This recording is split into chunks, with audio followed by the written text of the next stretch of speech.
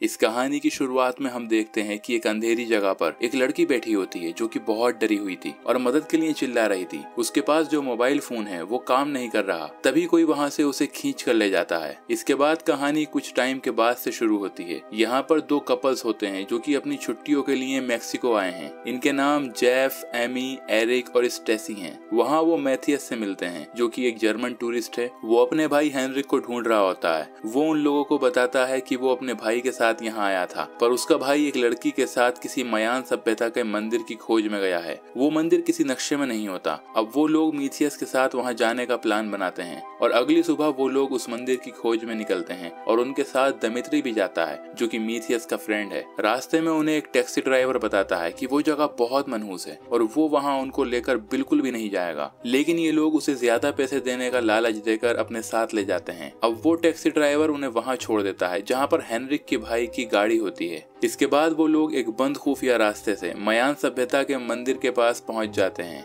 तभी वहां मयान गांव के लोग अपने हथियारों के साथ पहुंचते हैं और अपनी भाषा में उन्हें वहां से जाने के लिए बोलते हैं और उन्हें मारने की बात करते हैं, पर ये सब लोग उनकी भाषा नहीं समझ पाते। तब मीथियस उन्हें यहाँ आने की वजह समझाने की कोशिश करता है, बट वो लोग कुछ नहीं समझते क्योंकि उस गाँव के लोगों को स्पेनिश और इंग्लिश कुछ भी नहीं आता। तभी अनजाने में एमी उस मंदिर के पौधों पर चढ़ जाती है और ये देखकर गाँव के लोग बहुत गुस्से में आ जाते हैं और तभी दिमित्री भी वहाँ चला जाता है और उन पौधों पर चढ़ जाता है। इसी के साथ वो एमी के हाथ से कैमरा लेकर उन्हें बोलता है कि देखो ये कैमरा ले लो पर हमें छोड़ दो, लेकिन गांव वाले उसे अपनी तरफ बढ़ता देख उस पर तीर चला देते हैं और वो वहीं पर मर जाता है। ये सब लोग दिमित्री की मौत के बाद बहुत डर जाते हैं। गांव वाले उन्हें मंदिर के ऊपर जाने के लिए फोर्स करते हैं और वो सब अपनी जान बचाकर मंदिर के ऊपर चले जाते हैं। अब मीथियस देखता है कि वहाँ पर हेनरिक का टेंट है जिसमें कुछ सामान होता है और वहाँ किसी के भी फोन में सिग्नल नहीं होता सिवाय मीथियस के, पर उसका भी फोन उन गांव वालों ने ले लिया होता है। अब वो लोग इस मंदिर पर फंस चुके हैं और चारों तरफ से गांव वालों ने उन्हें घेर लिया है। अब वो देखते हैं कि उस मंदिर के अंदर जाने का रास्ता है, पर वो बहुत गहरा होता है। जेफ कहता है कि अब बस दिमित्री के दोस्त ही वहां आकर उन्हें ढूंढ सकते हैं क्योंकि दिमित्री ने उनके लिए वहां एक नक्शे की कॉपी छोड़ी थी। तभी फोन रिंग होने की आवाज आती है, लेकिन वो आवाज मंदिर के अंदर से आ रही होती है।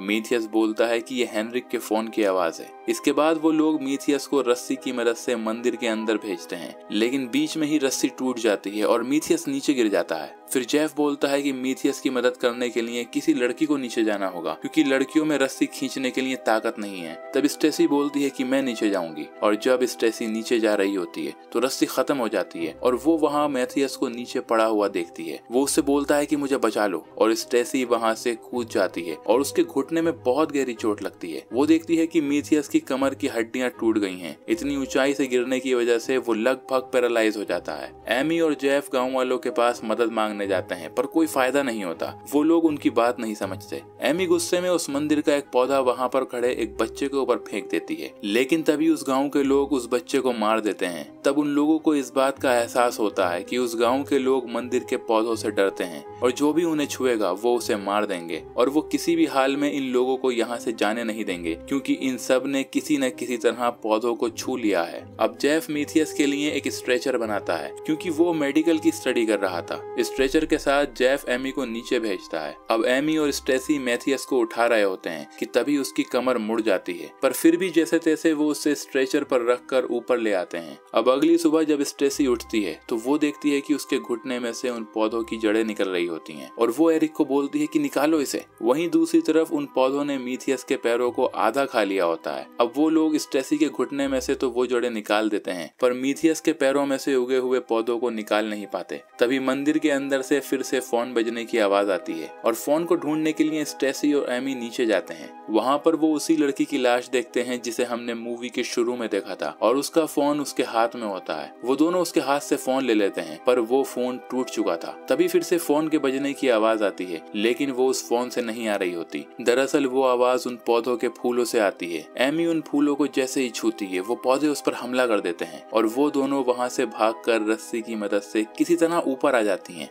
ऊपर आकर वो दोनों जेफ और एरिक को बताते हैं कि नीचे क्या क्या हुआ। और अगली सुबह जेफ देखता है कि मीथियस की हालत बहुत खराब है। वो उन लोगों को जेफ के पैर काटने के लिए बोलता है, पर एरिक उसे ऐसा करने से मना करता है। फिर मीथियस खुद बोलता है कि मेरे पैर काट दो, पर मुझे किसी तरह बचा लो। इसके बाद जेफ पहले उसके पैरों की हड्डी तोड़ता है। उसके बाद फिर चाकू से सारी चीजें साफ करके गर्म पेन से वो उसके घाव को बंद कर देता है। इतना सब हो जाने के बाद भी मीथियस जिंदा होता है, क्योंकि वो एक सर्वाइवलिस्ट है। अब रात को स्टेसी एमी से लड़ रही होती है, क्योंकि उसे लगता है कि एरिक और एमी मिलकर उसे धोखा दे रहे हैं। तभी वो पौधे मीथियस के पास आकर उसके मुंह में घुस जाते हैं और उसकी सांस रुकने से वहीं पर मौत हो जाती है। तभी स्टेसी उन पौधों की जड़ों को अपने अंदर महसूस करती है और चाकू उठाकर खुद को काटने लगती है, और वो किसी भी तरह अपनी बॉडी से उन जड़ों को बाहर निकालना चाहती है। तभी उन फूलों में से आवाज आने लगती है, जैसे वो चिल्ला रहे हो। अगली सुबह एरिक, जेफ और एमी को स्टेसी की बॉडी के अंदर उन पौधों की जड़ों को दिखाता है। वो जड़ें एक सांप की तरह उसके अंदर चल रही होती हैं। अब जेफ उसकी बॉडी को थोड़ी थोड़ी जगह से काटकर पौधों की जड़ों को बाहर निकाल देता है,